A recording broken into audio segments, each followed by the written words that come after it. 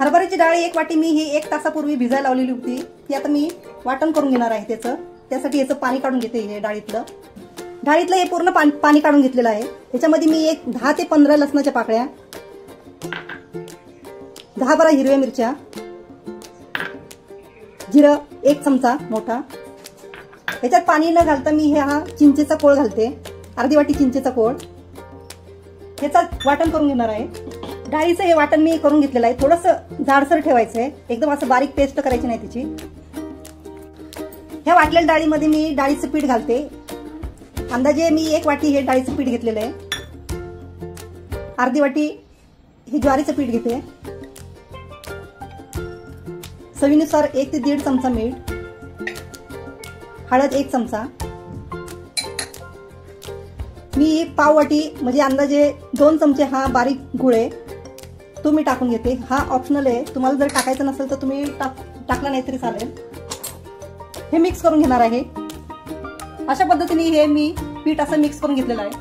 सारण करून घेणार आहे. त्यासाठी मी हे ओलं खोबरं अंदाजे 1 मोठी वाटी घेतलेलं आहे.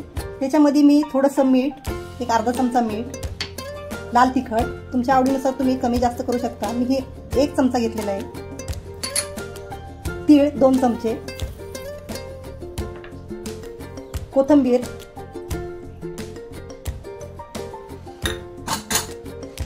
सर्व मिक्स करून घेते.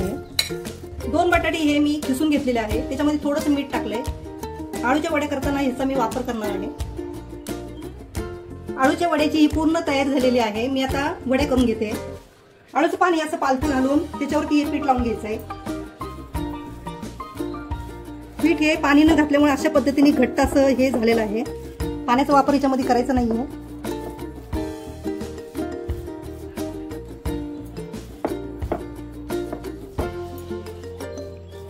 अजून हे पीठ मी असं लावून घेतलेलं आहे. दुसरं पान ठेवून असं उलटं पान ठेवून परत ह्याला पीठ लावून घेणार आहे. बटाट्याचं किस असं टाकून घ्यायचं आहे. कच्चा बटाटाच घेतलेला आहे. उकडून हा बटाटा घेतलेला नाहीये. मध्यभागी हा बटाट्याचा किस मी टाकून घेतलेला आहे. आता याच्यावरती मी जे आपण सारण केलेलं होतं ते टाकून घेते. आवडीनुसार तुम्ही याच्यामध्ये कमी जास्त सारण टाकू शकता. अशा पद्धतीने हे सारण टाकलं तर मी याची घडी करून घेणार आहे. त्यासाठी एक साइड अशा पद्धतीने दुमडून घ्यायची आहे. थोडंसं दोन्ही साइडला पीठ लावून घ्यायचं.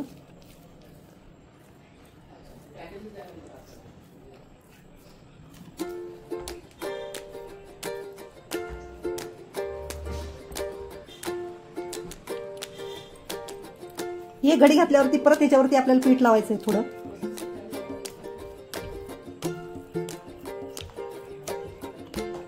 घट्ट अशी ही दाबून अशी त्याची वळकुटी करून घ्यायची आहे.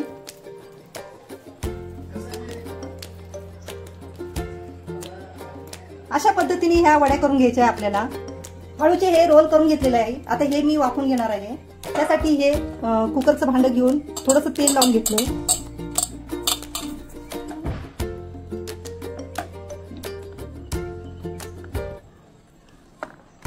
कुकरमध्ये हे मी खाली पाणी टाकून गॅस चालू करून घेते.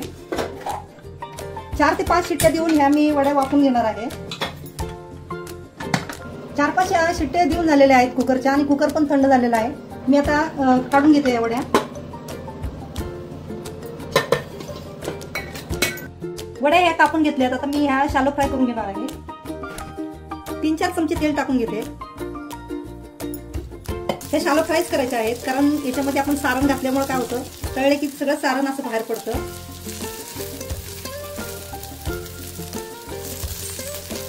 दोन्ही साइडला हे गोल्डन ब्राऊन करून घेणार आहे.